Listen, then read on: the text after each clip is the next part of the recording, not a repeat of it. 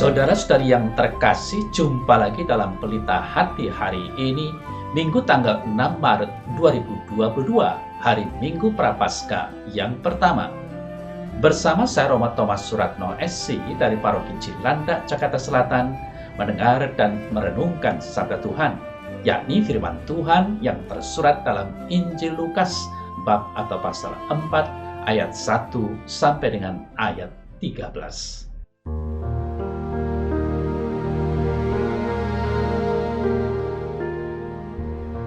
Sekali peristiwa, Yesus yang penuh dengan Roh Kudus kembali dari Sungai Yordan, lalu dibawa oleh Roh Kudus ke padang gurun.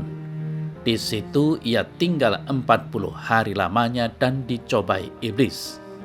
Selama di situ ia tidak makan apa-apa, dan sesudah waktu itu ia lapar. Lalu berkatalah iblis kepadanya, "Jika engkau anak Allah, suruhlah batu ini menjadi roti." Jawab Yesus kepadanya, "Ada tertulis, manusia hidup bukan dari roti saja." Kemudian ia membawa Yesus ke suatu tempat yang tinggi, dan dalam sekejap mata ia memperlihatkan kepadanya semua kerajaan dunia.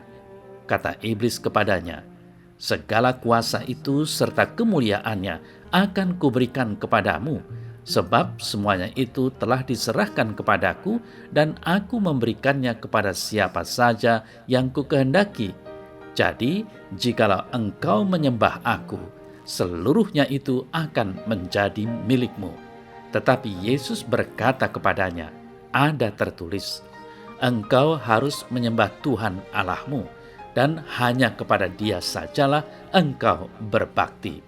Kemudian ia membawa Yesus ke Yerusalem dan menempatkan dia di bubungan bait Allah, lalu berkata kepadanya, "Jika engkau anak Allah, jatuhkanlah dirimu dari sini ke bawah.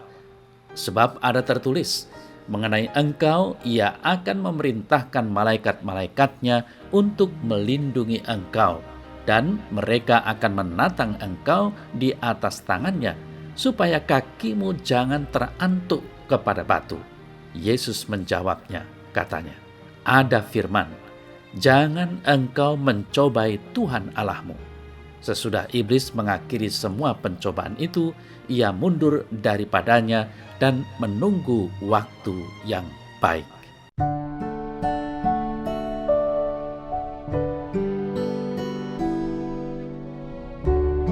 Saudara-saudari yang terkasih, masa Prapaskah adalah masa mawas diri, masa pengendapan, dan masa pertobatan. Masa untuk menjadi lebih manusiawi, untuk memperkembangkan iman, yaitu semakin percaya akan kuat kuasa Tuhan yang dapat mengalahkan setiap godaan setan. Kemudian kita hendaknya selalu menyadari bahwa Tuhan memperhatikan kita dan bahwa kita harus menanggapi hal itu dengan membuka diri, memberikan kesempatan hidup kepada sesama kita. Nah, saudara-saudari yang terkasih, pokok pertama pewartaan Injil hari ini ialah dalam dorongan Roh Kudus, Yesus mempersiapkan diri untuk karyanya di padang gurun, di mana Allah menyatakan didikannya kepada Israel.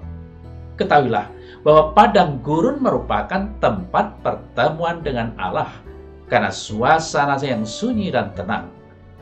Dalam gambaran warta pencobaan itu dinyatakan jati diri Yesus sebagai anak Allah yang sebenarnya sudah diutarakan sebelumnya. Anak Allah ini melaksanakan kehendak Bapanya dan bukan kehendaknya sendiri. Maka iblis juga tidak mampu mengalihkan perhatiannya pada kehendak Allah Bapanya. Saudara-saudari yang terkasih, kita diingatkan bahwa pada permulaan sejarah kehidupan manusia juga ada gambaran pencobaan seperti ini. Namun manusia gagal. Hal itu dapat kita baca dalam kitab Kejadian bab 3. Kini anak manusia menghadapi pencobaan yang sama dan ia menang. Kemenangan inilah yang menjadi warta gembira bagi manusia. Anak manusia itu melaksanakan kehendak Allah secara tuntas sehingga ia menjadi panutan bagi manusia yang lain. Namun pencobaan itu hanya sementara. Yesus masih akan menghadapi pencobaan lagi. Juga bagi murid-murid Yesus, godaan hanya mundur sementara. Maka mereka harus selalu siap siaga menghadapi rong-rongan iblis. Saudara saya yang terkasih, sebenarnya kisah pencobaan ini mau menghilangkan salah pengertian tentang Yesus sebagai anak Allah yang dipenuhi oleh Roh Kudus. Sebagai catatan, sebutan anak Allah mudah menimbulkan salah paham, seolah-olah ia seorang manusia ilahi yang tidak takluk kepada keterbatasan manusia.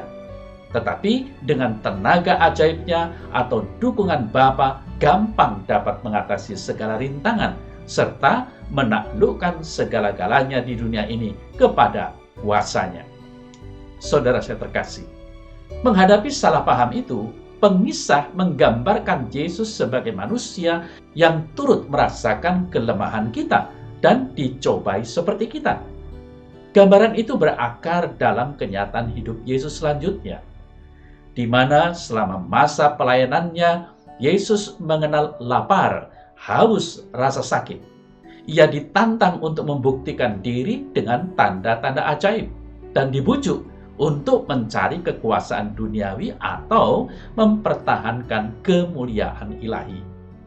Dalam godaan-godaan yang sering datang dari kawan dan lawan, Yesus dicobai oleh iblis yang ingin mengaburkan dan menggagalkan misi Yesus sebagai anak Allah yang memperjuangkan kerajaan Allah.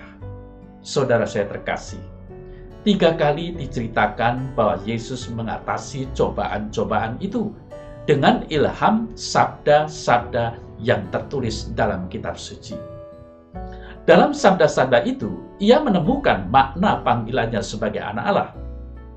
Bukannya melakukan keajaiban atau menuntut keajaiban dari Allah demi kepentingannya sendiri atau berkoalisi dengan yang jahat untuk memperoleh kekuasaan, melainkan mengakui dan menyembah Allah, mengabdi dan beribadat kepadanya, dan menaati firman-Nya.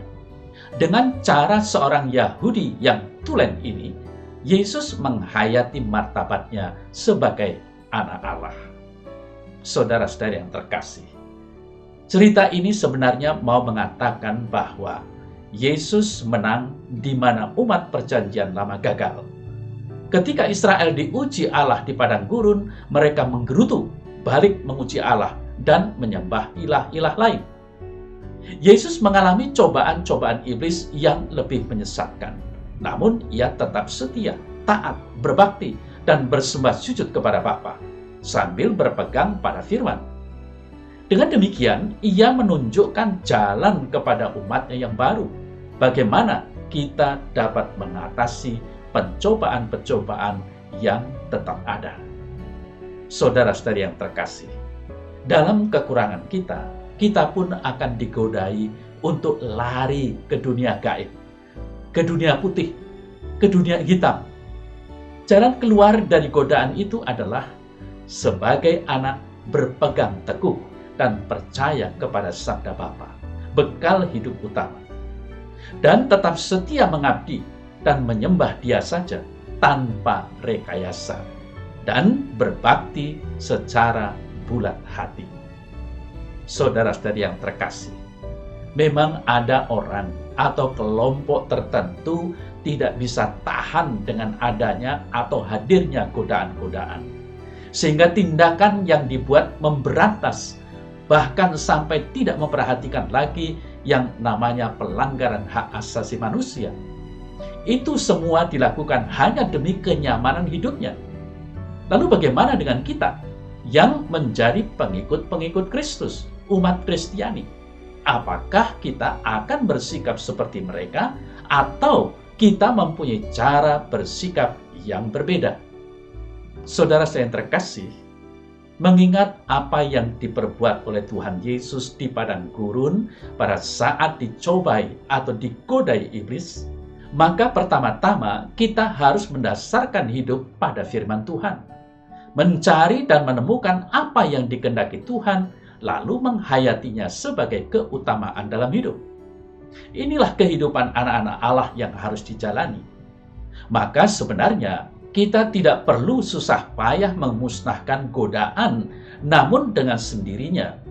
Kalau kita taat kepada Tuhan, setan atau iblis yang menggoda itu akan menyingkir. Percayalah, kuasa Allah lebih dahsyat daripada kekuatan iblis. Hal itu harus kita yakini, jangan goyah. Saudara saya terkasih, yang harus diingat bahwa iblis hanya menyingkir sementara dan menunggu saat yang tepat untuk mencobai lagi.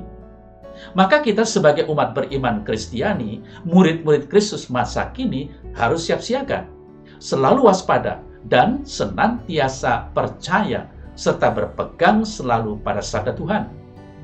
Dari semuanya itu kiranya dapat disimpulkan bahwa kita sebagai orang yang beriman pada Tuhan akan selalu dibenci oleh setan, namun kita tetap akan dapat bertahan bila percaya pada Tuhan dan kuat kuasanya. Kemudian, mari kita bertanya diri, dengan kuat kuasa ilahi yang ada pada diri kita, apa yang bisa kita lakukan demi kebahagiaan sesama?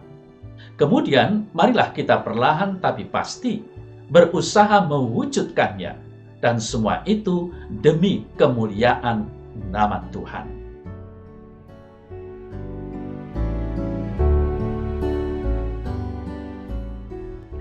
Dalam nama Bapa dan Putra dan Roh Kudus. Amin. Ya Tuhan Allah, kuatkan dan teguhkanlah iman kami yang rapuh. Curahkanlah Roh Kudus-Mu selalu, sehingga kami mampu untuk bertahan dalam pencobaan dan godaan yang dapat menggerogoti iman kami di sepanjang hidup kami di dunia ini. Amin.